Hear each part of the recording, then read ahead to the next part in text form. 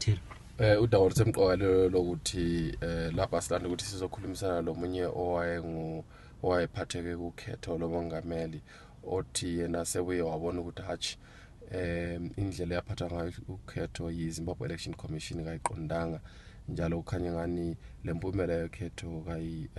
kayibekwa kahle izek yasuka yenza lokho eyayikuthanda yafaka inamba zayo eyayizifuna inika upresident eMasomnanga ngalokho uze lapho ukuthi azise uZulu nomphakathi ukuthi hayibo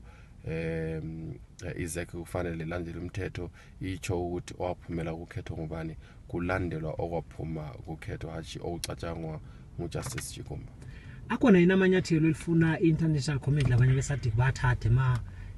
kuqhubekela phambili lokhu kwala impumela eqondene zinenge into ezingenziwa international community sona lokuthi ingadinga ukuthi ukukhulunyiswane kwenziwe ukhetho olutsha kumbe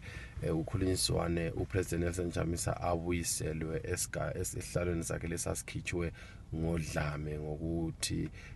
uChigumba usuke wathi wa-announce ama results angasoyiqiniso iqiniso elikhona ukuthi upresident Nelson Chamisa uyazi impela ukuthi wawina njalo wawina kanjani ngokungakanani kulolu khetho lidlulileyo kusecekela ukuthi upresident eMasomnanga kwakalanto ayiwinileyo kunganani ukwesaba phakathi kwamalungu eMDC Alliance masibona sekufuna ukubotshwa ubithi abanye